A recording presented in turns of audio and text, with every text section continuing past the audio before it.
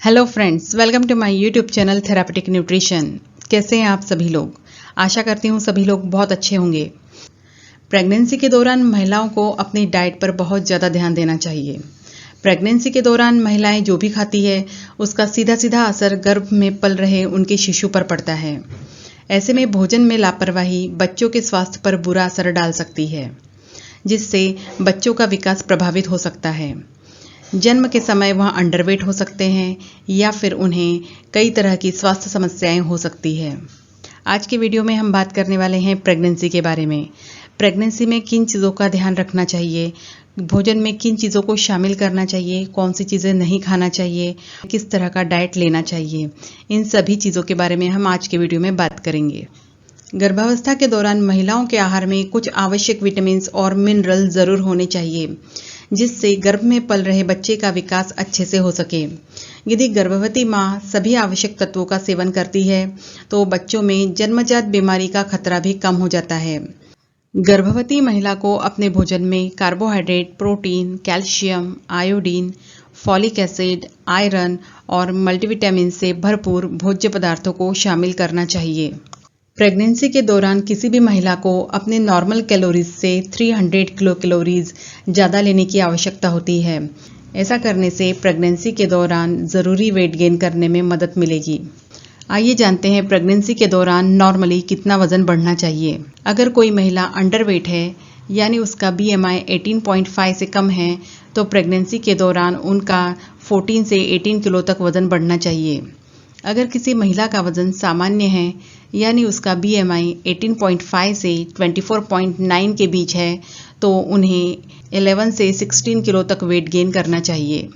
अगर किसी महिला का वज़न पहले से ही अधिक है और उनका BMI 25 से 30 के बीच है तो उन्हें 7 से 11 किलो वेट गेन करना सही रहता है।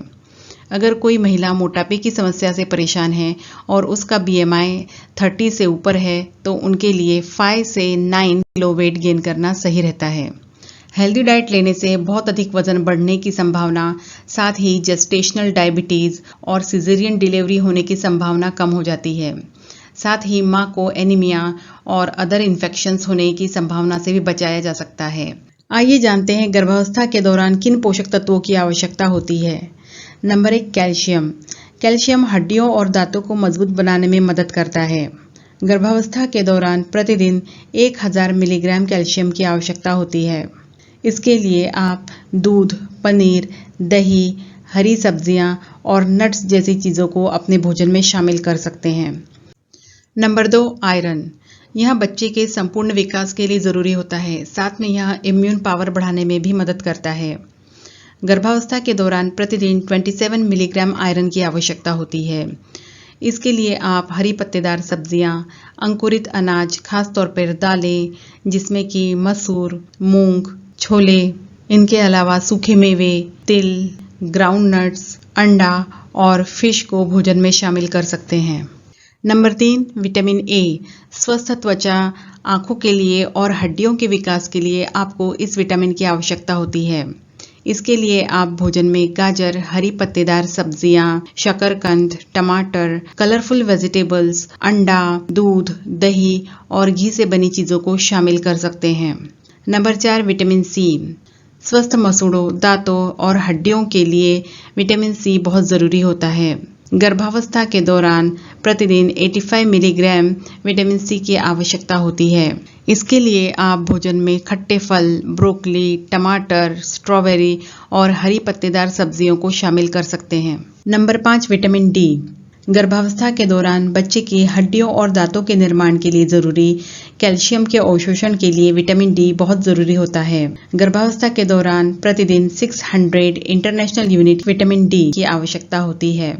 इसके लिए दूध, दही, घी, अंडा, चीज़ और फिश को आप अपने भोजन में शामिल कर सकते हैं। Number 5, vitamin B6। यह आपके शरीर को प्रोटीन, फैट्स और कार्बोहाइड्रेट का उपयोग करने में मदद करता है। गर्भावस्था के दौरान प्रतिदिन 1.9 मिलीग्राम विटामिन B6 की आवश्यकता होती है। इसके लिए आप भोजन में साबुत अनाज, कठोर, केले, इन सब चीज़ों को शामिल कर सकते हैं। Number 7, vitamin B12। Vitamin B12 लाल रक्त कोशिकाओं के निर्माण में और ब्रेन के डेवलपमेंट के लिए बहुत ज़रूरी होता है। यह विटामिन आपको केवल पशु उत्पादों में ही मिल सकता है। इसके लिए आप भोजन में दूध, दही, छाछ, चीज़, मछली, पोल्ट्री और अंडे को शामिल कर सकते हैं। गर्भावस्था के दौरान प्रतिदिन 2.6 माइक्रोग्राम विटामिन B12 की आवश्यकता होती है। Number 8, folic acid. यह विटामिन रक्त और प्रोटीन के उत्पादन में महत्वपूर्ण भूमिका निभाता है। आप हरी पत्तेदार सब्जियों, लीवर, संतरे के रस, फलियों और नट्स में फोलिक एसिड पा सकते हैं। न्यूरल ट्यूब डिफेक्ट के खतरे को कम करने के लिए आपको गर्भावस्था से पहले और गर्भावस्था के दौरान प्रतिदिन कम से कम 400 माइक्रोग्राम फोलिक एसिड लेना चाहिए। आइए जानते हैं प्रेगनेंसी के दौरान भोजन में किन चीज़ों को शामिल करना चाहिए। नंबर 1, पानी। हर व्यक्ति को दिन में कम से कम 8 से 10 ग्लास पानी ज़रूर पीना चाहिए। गर्भवती महिलाओं को तो इस नियम का ज़्यादा कड़ाई से पालन करना चाहिए। उन्हें पानी की कमी से सिर दर्द, थकान, कब्ज जैसी समस्याएं हो सकती है। इसलिए गर्भवती महिलाओं को हमेशा खुद को हाइड्रेट रखने की सलाह दी जाती है। Number 2, dairy products. बच्चे के विकास के लिए ज़्यादा प्रोटीन और कैल्शियम की ज़रूरत होती है। गर्भवती महिला के शरीर को रोज़ाना 1000 मिलीग्राम कैल्शियम की ज़रूरत होती है। इसके लिए आप भोजन में दूध, दही, छाछ, घी, लस्सी और श्रीखंड जैसी चीज़ों को शामिल कर सकते हैं। Number 3, dry fruits. गर्भावस्था के दौरान ड्राई फ्रूट्स को अपने भोजन में ज़रूर शामिल करना चाहिए। ड्राई फ्रूट्स में कैलोरीज बहुत ज़्यादा होती है। इसके अलावा इनमें विटामिन्स, फाइबर्स और ओमेगा 3 फैटी एसिड्स होते हैं जो सेहत के लिए अच्छे होते हैं। अगर आपको एलर्जी नहीं है तो अपने भोजन में काजू, बादाम, अखरोट, तिल और ग्राउंडनट्स को ज़रूर शामिल करें। अखरोट और बादाम में भरपूर मात्रा में ओमेगा 3 फैटी एसिड्स होता है जो कि बच्चों के ब्रेन डेवलपमेंट के लिए बहुत ज़रूरी होता है। नंबर 4, शकरकंद। गर्भावस्था के दौरान शकरकंद खाना भी बहुत फ़ायदेमंद होता है। इसमें विटामिन ए होता है जो बच्चे की देखने की शक्ति को विकसित करने में बहुत अहम भूमिका निभाता है। इसके अलावा इनमें विटामिन सी, फॉलिक एसिड और फाइबर्स भी होते हैं। नंबर 5, साबुत अनाज। प्रेगनेंसी के दौरान अक्सर कब्ज की समस्या होती है। इस दौरान पाचन को दुरुस्त रखने के लिए आहार में फाइबर्स की मात्रा को बढ़ा देना चाहिए क्योंकि इससे गैस और कब्ज होने की संभावना कम हो जाती है। खासतौर पर गर्भावस्था के 2nd और 3rd ट्राइमेस्टर के दौरान साबुत अनाजों का सेवन बहुत फायदेमंद होता है। इससे आपको भरपूर कैलोरीज मिलती है। आप साबुत अनाज के तौर पे ओट्स, किनोवा, ब्राउन राइस, ज्वार, नाचनी आदि को अपने आहार में शामिल कर सकते हैं। इन अनाजों में प्रोटीन की प्रचुर मात्रा पाई जाती है। इसके अलावा इनमें फाइबर्स, विटामिन बी और मैग्नीशियम भी मौजूद होता है जो गर्भावस्था में फ़ायदा पहुंचा सकते हैं। नंबर 6, अंडा। अंडा पौष्टिक तत्वों का खजाना है। रोज़ अंडा खाने से शरीर में एनर्जी बनी रहती है। इसलिए गर्भवती महिलाओं को अपने आहार में अंडे को ज़रूर शामिल करना चाहिए। अंडे में protein, choline, biotin, cholesterol, vitamin D और एंटीऑक्सीडेंट्स पाए जाते हैं। इसके अलावा एक बड़े अंडे में 77 किलो कैलोरीज होती है। इसलिए अंडा गर्भवती महिलाओं के लिए बहुत ही फायदेमंद होता है। नंबर 7, फ्रूट और फ्रूट जूस। गर्भावस्था में महिलाओं को तरह तरह के मौसमी फ्रूट्स खाने चाहिए। हो सके तो उन्हें सेब, संतरा, तरबूज, नाशपाती, केला इन सभी फ्रूट्स को अपने आहार में शामिल करना चाहिए। इसके अलावा इन फ्रूट्स का जूस भी पिया जा सकता है। गर्भवती महिलाओं को अलग अलग कलर्स के फ्रूट खाने चाहिए, लेकिन मार्केट में मिलने वाले आर्टिफिशियल फ्रूट जूस को नहीं लेना चाहिए। आइए जानते हैं गर्भावस्था में किन चीज़ों का सेवन नहीं करना चाहिए। नंबर 1, कभी भी कच्चा अंडा ना खाएं। गर्भवती महिलाओं को अच्छी तरह से पका हुआ अंडा ही खाना चाहिए। अधपके अंडे के सेवन से साल्मोनेला इन्फेक्शन होने का खतरा होता है। इस इन्फेक्शन से गर्भवती महिलाओं को उल्टी और दस्त की समस्या हो सकती है। नंबर 2, शराब और सिगरेट। नशीली चीज़ों का सेवन हर किसी के लिए हानिकारक होता है। गर्भवती महिलाओं को तो केवल शराब ही नहीं बल्कि हर तरह के नशे से दूर रहना चाहिए। दरअसल शराब के सेवन से गर्भ में पल रहे बच्चे पर बहुत बुरा असर पड़ता है। शराब से बच्चे के दिमागी और शारीरिक विकास में बाधा आती है। इतना ही नहीं, शराब पीने से गर्भपात होने का खतरा भी बढ़ जाता है। स्मोकिंग के कारण समय से पहले लेबर पेन आ सकते हैं। साथ ही जन्म के समय बच्चे का वजन कम हो सकता है और इसके अलावा भी बच्चे को कई तरह की गंभीर समस्याएं हो सकती है। नंबर 3, कैफीन का सेवन न करें। गर्भावस्था के दौरान बहुत कम कैफीन का सेवन करना चाहिए। चाय, कॉफी और चॉकलेट जैसी चीजों में कैफीन पाया जाता है। ज्यादा मात्रा में इसका सेवन करने से गर्भपात का खतरा बढ़ जाता है। इसके अलावा जन्म के समय शिशु का वजन कम रह सकता है। हालांकि गर्भावस्था के दौरान रोजाना 200 मिलीग्राम तक कैफीन का सेवन कर सकते हैं, लेकिन इससे ज्यादा कैफीन का सेवन ना करें। नंबर 4, ज्यादा पारे वाली मछलियां। जैसा कि हम पहले बता चुके हैं, गर्भावस्था में मछली खाना फायदेमंद होता है, लेकिन गर्भवती महिलाओं को ऐसी मछलियों को खाने से बचना चाहिए जिनके शरीर में पारे का स्तर बहुत अधिक होता है, जैसे कि king mackerel, shark, swordfish, tuna. इन मछलियों में पारे का स्तर बहुत ज्यादा होता है। ऐसी मछलियों का सेवन करने से बच्चे के विकास में रुकावट आ सकती है। नंबर 5, गर्भावस्था में कच्चा पपीता न खाएं। गर्भावस्था में कच्चा पपीता खाना असुरक्षित हो सकता है। कच्चे पपीते में कुछ ऐसे केमिकल्स होते हैं जो कि बच्चे को नुकसान पहुंचा सकते हैं। नंबर 6, बिना धुली हुई सब्जियां और फल न खाएं। किसी भी फल और सब्जी को खाने से पहले उसे अच्छी तरह से धोना ना भूलें। बिना धुली हुई सब्जी और फल में टॉक्सोप्लाज्मा नाम का बैक्टीरिया मौजूद हो सकता है, जिससे शिशु के विकास में रुकावट आ सकती है। आइए जानते हैं गर्भावस्था में कितनी बार भोजन करना चाहिए। आपको दिन में 5 से 6 बार भोजन करना चाहिए। अपने खानपान के रूटीन में 3 बार बड़े भोजन और 2 बार हल्के स्नैक्स शामिल करना चाहिए। कोशिश करें कि हर 2 घंटे में थोड़ा थोड़ा कुछ न कुछ खाती रहें। ऐसा करने से आपका पाचन भी सही रहेगा और गैस या एसिडिटी की शिकायतें भी नहीं होगी।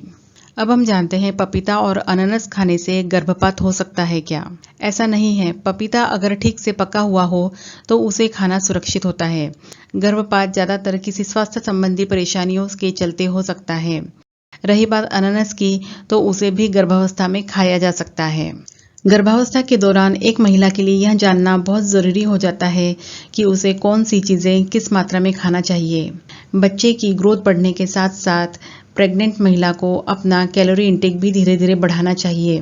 वैसे तो फर्स्ट ट्राइमेस्टर में किसी को भी एक्स्ट्रा कैलोरीज की आवश्यकता नहीं होती है, लेकिन सेकेंड ट्राइमेस्टर के दौरान एक दिन में 300 एक्स्ट्रा कैलोरीज लेना चाहिए और थर्ड ट्राइमेस्टर में नॉर्मल महिला की तुलना में एक प्रेग्नेंट महिला को रोजाना 400 to 450 किलो कैलोरीज ज्यादा लेनी चाहिए। आइए जानते हैं गर्भावस्था में किस तरह की डाइट लेना चाहिए। सुबह 7 बजे 1 गिलास दूध लेना चाहिए। सुबह दूध पीने से एसिडिटी की समस्या नहीं हो पाती। साथ में गेहूं के बिस्किट्स या फिर टोस्ट ले सकते हैं। इससे गर्भावस्था में होने वाली मितली की समस्या में राहत मिल सकती है।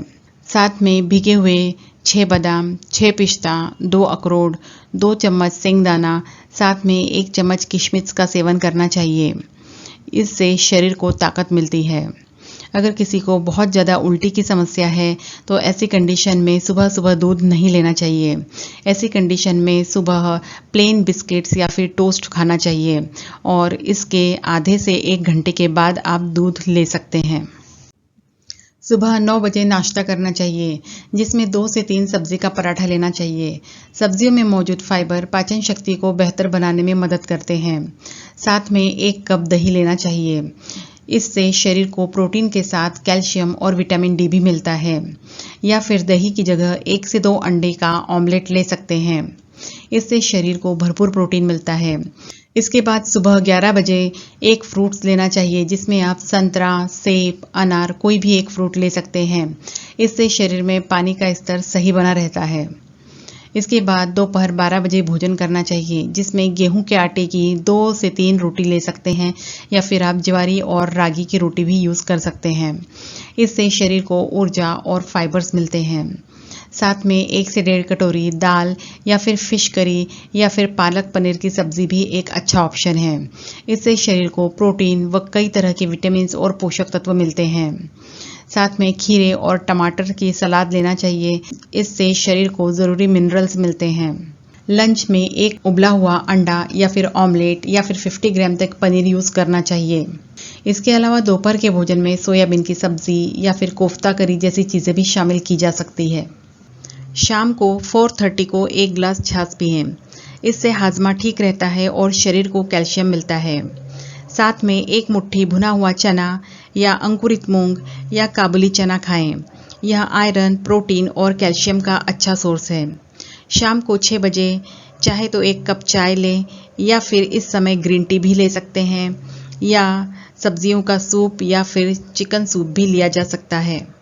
रात का खाना 8 बजे तक लें। रात के भोजन में ज्वार या रागी की 2 रोटी खा सकते हैं। रात को ऐसा अनाज आसानी से हजम हो जाता है। साथ में मेथी की सब्जी या फिर कोई भी पत्ते वाली सब्जी खा सकते हैं और 1 से 1.5 कटोरी मूंग दाल लें। इनसे आयरन और प्रोटीन मिलता है। साथ में चुकंदर और गाजर सलाद के रूप में लें। इससे खून में हीमोग्लोबिन का स्तर बढ़ता है और शरीर को विटामिन ए के साथ ही अन्य पोषक तत्व भी मिलते हैं। रात में खाना खाने के करीब 2 घंटे बाद 1 गिलास गर्म दूध और 2 खजूर खाएं। इससे अच्छी नींद लेने में मदद मिलती है। फ्रेंड्स, यह केवल एक सैंपल डाइट प्लान है जिससे आपको पता चल सके कि इन सभी चीज़ों को भोजन में किस तरह से शामिल करना चाहिए। हर किसी का डाइट प्लान उनके height, weight, physical condition, disease condition, food habits जैसी कई चीज़ों पे डिपेंड करती है। फ्रेंड्स, ये था हमारा आज का वीडियो। आपको आज के वीडियो में दी गई जानकारी कैसी लगी हमें कमेंट करके ज़रूर बताइए और आगे भी इस तरह के इंटरेस्टिंग वीडियो देखने के लिए चैनल को सब्सक्राइब ज़रूर करें। मिलते हैं अगले वीडियो में, तब तक के लिए टेक केयर, बाय बाय।